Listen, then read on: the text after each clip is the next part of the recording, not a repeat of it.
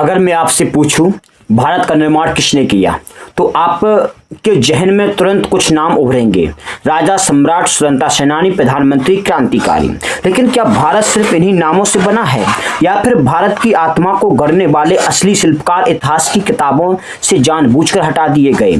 आज का यह वीडियो किसी एक व्यक्ति की कहानी नहीं है, यह उस चुप्पी की कहानी है जो हमारे इतिहास पर थोप दी गई। यह उन सवालों की कहानी है जो कभी पूछे ही नहीं गए और शायद पूछने नहीं दिए गए।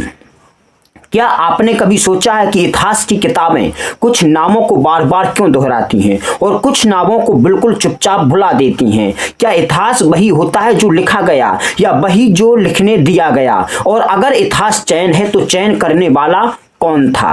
19वीं सदी का भारत एक छोटे से शहर में एक व्यक्ति धर्म, समाज और सत्ता के गठजोड़ पर सवाल उठाता है। वह वेदों की व्याख्या करता है लेकिन ब्राह्मणवादी ठेकेदारी के खिलाफ था। वह ईश्वर की बात करता है लेकिन अंधविश्वास के खिलाफ था। यह राष्ट्र की कल्पना करता है लेकिन राजा या साम्राज्य के बिना। उसकी किताबें पढ़ी जाती हैं, उसके विचार फैलते हैं, उसके शिष्य और चलकर आंदोलन खड़े करते हैं। लेकिन आज उस व्यक्ति का नाम सामान्य भारतीय को शायद याद भी ना हो। उसके शिष्य के नाम मशहूर हैं, उनके विचारों के बने आंदोलन प्रसिद्ध हैं, लेकिन मूल स्रोत गायब हैं। यही है भारत के इतिहास का सबसे बड़ा विरोधाभास। हमें बचपन में सिखाया गया कि भारत का इतिहास राजाओं की सूची है, युद्धों की कहानी है, सत्ताओं का उत्थान और पतन है। लेकिन सच है कि कोई भी राष्ट्र तलवार से नहीं बनता, राष्ट्र बनता है विचारों से। विचार की समाज कैसा हो, विचार की इंसान की गरिमा क्या है, विचार की सत्ता किसके लिए हो और विचार की धर्म का स्थान क्या है। और ये विचार सिर्फ राजमहलों में पैदा नहीं होते, ये पैदा होते हैं आश्रमों में, छोटे पन्नों में, कविताओं में, गुप्त सभाओं में और कभी कभी सिर्फ एक अकेले आदमी के दिमाग में। लेकिन इतिहास में इन्हीं जगहों को सबसे पहले मिटाया। अब एक असहज सवाल, क्या भारत की आधिकारिक कहानी वास्तव में भारत की कहानी है या फिर यह उन ताकतों की कहानी है जो सत्ता में थी, पहले औपनिवेशिक फिर स्वतंत्र भारत की नई अभिजात वर्ग? क्या यह संभव है कि कुछ विचार इतने खतरनाक थे कि उन्हें याद रखना भी जोखिम बन गया? आज हम बात करेंगे उन लोगों की जिन्हें हम कह सकते हैं भारत की पहचान के शिल्पकार। ये ना तो सिर्फ नेता थे, ना सिर्फ क्रांतिकारी, ना सिर्फ संत, ये थे दार्शनिक, सुधारक, कवि, स्त्री विचारक, दलित चिंतक और सत्ता के सवाल करने वाले विद्रोही मस्तिष्क। उन्होंने भारत को आजादी नहीं दिलाई, उन्होंने भारत को सोचने की भाषा दी। लेकिन अजीब बात है कि उन्होंने आजादी के बाद भी इन्हें आजाद नहीं किया। इन लोगों का अपराध क्या था? इन्होंने कहा कि धर्म ईश्वर तक पहुंचने का रास्ता हो, सत्ता का औजार नहीं। इन्होंने कहा कि जाति जन्म से नहीं व्यवस्था से बनती है। इन्होंने कहा स्त्री सिर्फ परंपरा की वाइक नहीं है, विचार की निर्माता है। इन्होंने कहा कि राष्ट्र का मतलब सिर्फ झंडा और सीमा नहीं बल्कि न्याय और गरिमा है। और यही बातें हर सत्ता को डराती हैं। औपनिवेशिक भारत में अंग्रेजों ने इतिहास को 3 हिस्सों में बांट दिया, प्राचीन, गौरवशाली लेकिन मृत, मध्यकाल, अराजक और हिंसक। आधुनिक अंग्रेजों द्वारा शब्द बनाया गया। इस फ्रेम में उन भारतीय चिंतकों की कोई जगह नहीं थी जो आधुनिकता की अपनी परिभाषा दे रहे थे, जो कह रहे थे कि हम आधुनिक बनेंगे लेकिन तुम्हारी नकल करके नहीं। इसलिए कुछ किताबें प्रतिबंधित हुई, कुछ भाषाएं दबा दी गई और कुछ नाम सिर्फ फुटनोट बनकर रह गए। आजादी के बाद उम्मीद थी अब सच सामने आएगा, लेकिन हुआ उल्टा। अब इतिहास एक नई वैचारिक लड़ाई का मैदान बन गया है। जिस विचारधारा की सरकार, उसके नायक, बाकी सब या तो प्रतिक्रियावादी या फिर खामोश। कई चिंतकों को इसलिए भुलाया गया क्योंकि वे किसी एक सांचे में फिट नहीं होते थे। वे ना पूरी तरह दक्षिणपंथी थे ना पूरी तरह वामपंथी। और भारत में बीच का सच सबसे ज्यादा खतरनाक होता है। सोचिए, अगर किसी समाज को उसके असली विचारकों से काट दिया जाए तो क्या होता है? वह समाज सवाल पूछना भूल जाता है, वह नारों पर जीने लगता है, वह इतिहास को पूजा तो बनाता है लेकिन समझ नहीं पाता। और शायद यही हमारे साथ होगा। तो सवाल अब यह नहीं है कि हमारे नायक कौन थे, असल सवाल है कि हमें किन नायकों से दूर रखा गया है। अगले भाग में हम एक ऐसे भूले बिसरे चिंतक की कहानी में उतरेंगे जिसके विचारों में भारत की आत्मा को झकझोर दिया है, लेकिन इतिहास में उसे चुप करा दिया है। इसलिए बने रहिए, वीडियो को लास्ट तक जरूर देखिएगा अगर आपको सच्चाई जाननी है तो यह सिर्फ इतिहास नहीं होगा, यह एक पर्दाफाश होगा, क्योंकि जब तक हम अपने विचारों के स्रोत नहीं पहचानेंगे तब तक हम सिर्फ दूसरों की लिखी कहानी दोहराते रहेंगे, लेकिन बेचैन जैसे कोई दबी हुई आवाज बोलना चाहता हो। ऐसा हमें आपको अपने मन में आप सोचते हुए रहना चाहिए। इतिहास में सबसे खतरनाक लोग वे नहीं थे जो तलवार उठाते थे, बल्कि वे होते हैं जो सवाल उठाते हैं। पिछले भाग में हमने यह समझने की कोशिश की थी कि भारत का इतिहास सिर्फ घटनाओं की सूची नहीं बल्कि चयन की प्रक्रिया है। अब सवाल यह है कि इस चयन में सबसे पहले किसे बाहर किया गया? जवाब है विचारकों को, खास तौर पर उन विचारकों को जो किसी सत्ता के लिए सुविधाजनक नहीं थे। अब मैं आपको एक ऐसी व्यक्ति की कहानी सुनाता हूं जो ना राजा था, ना किसी सेना का सेनापति, ना किसी बड़े आंदोलन का चेहरा, लेकिन उसकी सोच इतनी गहरी थी कि उससे डरकर सत्ता ने उसे चुप कराना ही बेहतर समझा। यह सवाल करता था, धर्म किसके लिए है, समाज किसके लिए है, और सबसे खतरनाक सवाल, ज्ञान पर अधिकार किसका है। 19वीं सदी भारत एक अजीब दौर से गुजर रहा था। एक तरफ औपनिवेशिक सत्ता थी जो कह रही थी कि तुम पिछड़े हो, हम तुम्हें आधुनिक बनाएंगे। दूसरी तरफ भारतीय समाज का एक वर्ग था जो कह रहा था कि जो चला आ रहा है वही अंतिम सत्य है। और ठीक इसके बीच खड़ा था एक अकेला विचारक जो कह रहा था कि अगर परंपरा सवालों से डरती है तो यह परंपरा नहीं, एक प्रकार की जेल है। उसने कहा, धर्म को समझने के लिए पुजारी की नहीं, बुद्धि की जरूरत है। उसने कहा कि ग्रंथ पूजनीय हो सकते हैं लेकिन अचूक नहीं। उसने कहा, अगर कोई व्यवस्था इंसान को छोटा बनाती है तो वह ईश्वर की नहीं, इंसानों की बनाई हुई है। ये बातें आपको सामान लग सकती हैं आज, लेकिन उस समय ये बातें एक प्रकार का विद्रोह थी। वह व्यक्ति ना अंग्रेजों को खुश कर रहा था, ना परंपरावादियों को। अंग्रेजों के लिए वह खतरनाक था क्योंकि वह कह रहा था कि हमें आधुनिक बनना है लेकिन तुम्हारे मॉडल पर नहीं। और समाज के ठेकेदारों के लिए वह खतरनाक था क्योंकि वह पूछ रहा था कि तुम्हें किसने ठेकेदार बनाया। यही वजह है कि उस पर हमले हुए, उसकी किताबों को गलत बताया गया, उसके विचारों को अत्यधिक कहा गया, अतिवादी विचार कहा गया। ध्यान दीजिए, उसे मारा नहीं गया, उसे जेल में नहीं डाला गया, उसे इससे भी खतरनाक सजा दी गई, भुला दिया गया। उसका नाम पाठ्यक्रम में नहीं आया, उसके विचारों को बिना नाम लिए इस्तेमाल किया गया, उसके शिष्यों को आगे बढ़ाया गया लेकिन गुरु को पीछे छोड़ दिया गया। यह इतिहास मिटाने का सबसे सॉफ्ट और सबसे प्रभावी तरीका है। कुछ साल बाद आप देखते हैं कि जिन बातों के लिए उसे कट्टर कहा गया था यही बातें सुधार आंदोलन बन चुकी हैं। जिन सवालों को धर्म विरोधी कहा गया था वही सवाल आधुनिक विमर्श का हिस्सा हैं। लेकिन जब स्रोत पूछा जाता है तो जवाब मिलता है कि यह तो स्वाभाविक विकास था। नहीं, इतिहास में कुछ भी स्वाभाविक नहीं होता। हर विचार का एक लेखक जरूर होता है। उसके विचार कविताओं में दिखते हैं, नाटकों में गूंजते हैं, भाषणों में झलकते हैं, लेकिन नाम गायब है। यह वैसा ही है जैसे आप किसी इमारत की तारीफ करें लेकिन नींव रखने वाले को भूल जाएं। आप खुद से पूछिए, अगर उस व्यक्ति को उसके समय में सुना गया होता तो क्या भारत जाति, धर्म और पहचान की राजनीति में इतना उलझता? अगर इस सोच को हाशिए पर ना डाला गया होता तो क्या हम आज भी वही सवाल दोहराने को मजबूर होते? यह सिर्फ एक व्यक्ति की कहानी नहीं है, यह एक पैटर्न है, एक रणनीति है, और इसी रणनीति को अगले भाग में हम खोलेंगे। कैसे औपनिवेशिक सत्ता ने चयनात्मक इतिहास को लिखा, कैसे स्वतंत्र भारत में नई विचारधाराओं ने पुराने सवालों को दबा दिया, और कैसे हम सब इस अधूरी कहानी को पूरा सच मान बैठे। तो अगले भाग में हम देखेंगे कि इतिहास कैसे हथियार बनता है, कैसे कुछ नाम जानबूझकर मिटाए जाते हैं, और कैसे यह मिटाना आज के भारत को सीधे प्रभावित करता है। यह सिर्फ इतिहास नहीं होगा, यह सत्ता और स्मृति के बीच चल रही एक अदृश्य जंग होगी। इतिहास को मिटाने के लिए किताबें जलाना जरूरी नहीं होता, कभी कभी सिर्फ कुछ नाम ना लिखना ही काफी होता है।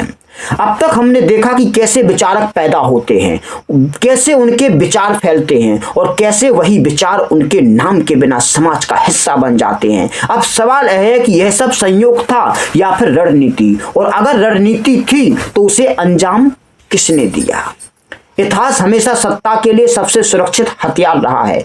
तलवार खून बहाती है, लेकिन इतिहास सोच को नियंत्रित करती है। जो तय कर लेता है कि क्या पढ़ाया जाएगा, वही तय करता है कि आने वाली पीढ़ियां क्या सोचेंगी। और यह लड़ाई भारत में कम से कम 2 चरणों में लड़ी गई।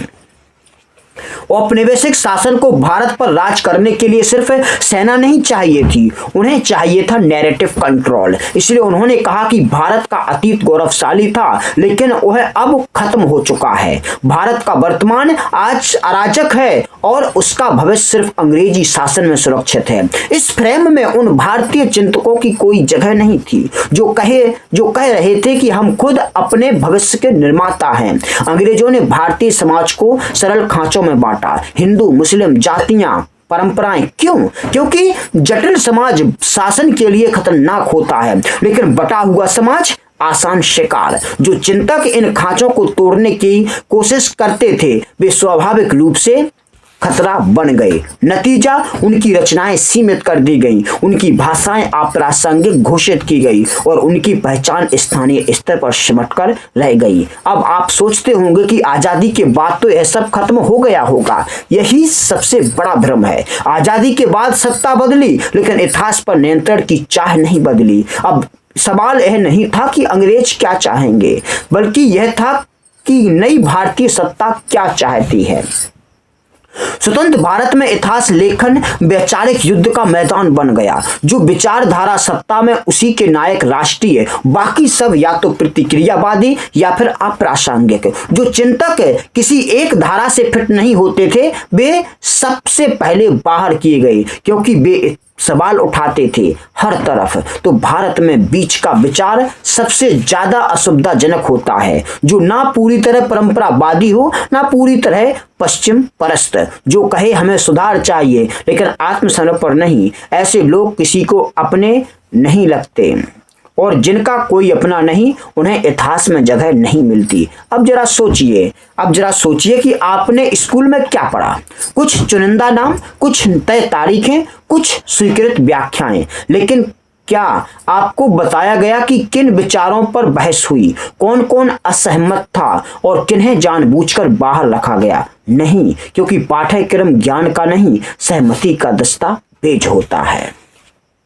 कई विचारक पूरी तरह मिटाए नहीं गए, उन्हें रखा गया फुटनोट में, अकादमिक जर्नल्स के अंधेरे पन्नों में, ऐसी भाषा में जिसे आम आदमी समझ ना सके।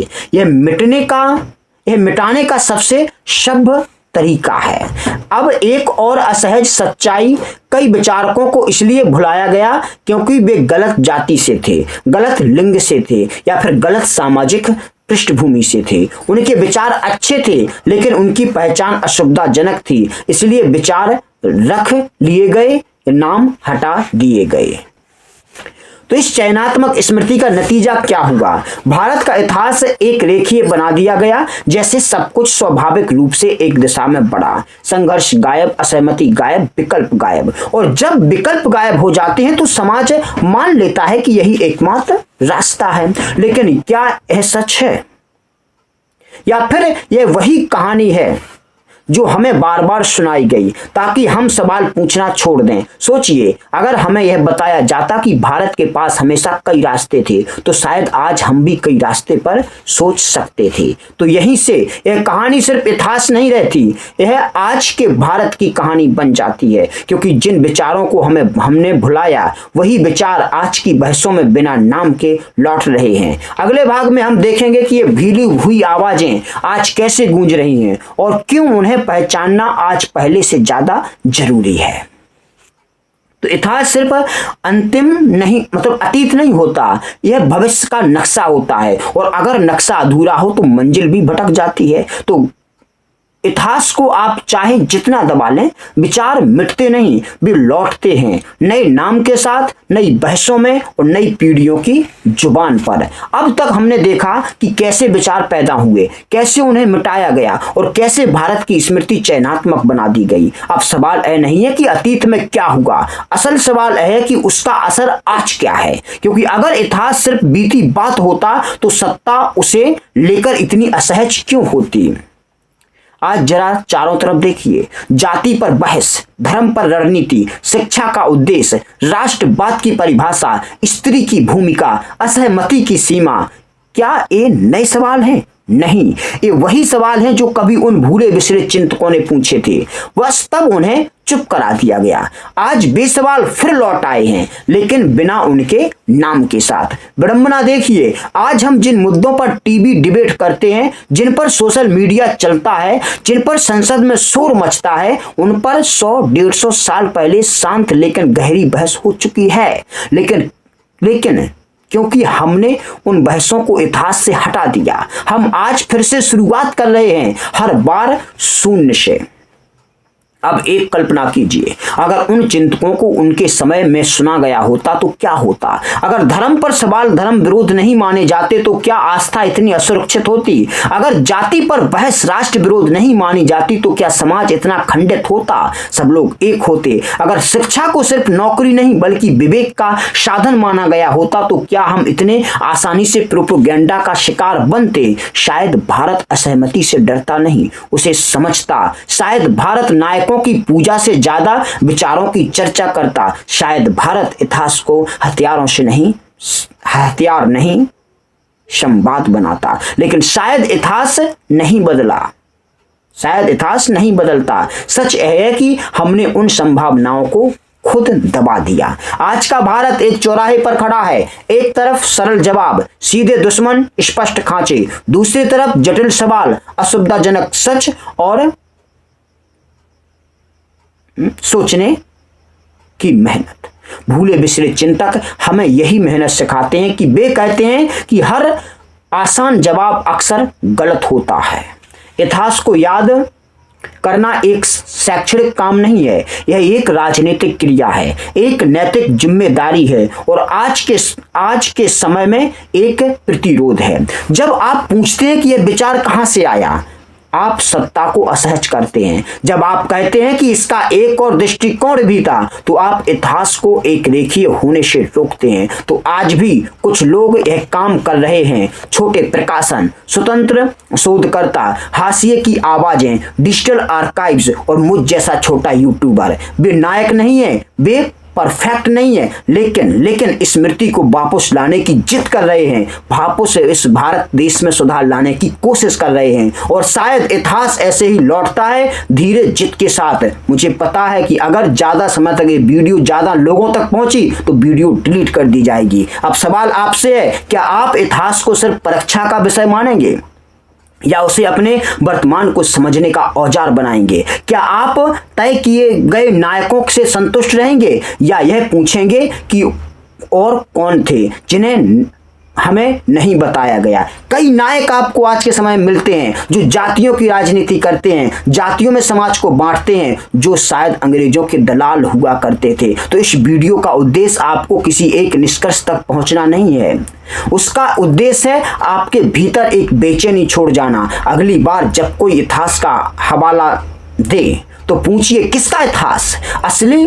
अगली बार जब कोई पूछे कि हमेशा से ऐसा ही था तो पूछिए किसने तय किया था, किसने लिखा इसको कि ऐसा था। क्योंकि जिस राष्ट्र को अपने विचारकों का नाम याद नहीं, वह राष्ट्र अपने भविष्य के लिए विचार खुद नहीं लिख पाता। और भारत इतना पुराना, इतना गहरा, इतना जटिल राष्ट्र है कि किसी अधूरी कहानी का यह हकदार नहीं है। इसलिए इतिहास को मैं फिर से लिखना है। तो बने रहिए, अगर आप वीडियो में बने रहेंगे तो हम बताएंगे कब मेरी एक बुक मैं पब्लिश करने वाला हूं इतिहास के ऊपर, तो उसमें सारे पर्दाफाश करूंगा। इतिहास को पूरा से याद करना आरामदायक नहीं होता, लेकिन अधूरा याद करना खतरनाक होता है। चुनाव हमारा है, यह अंत नहीं है, यह शुरुआत है।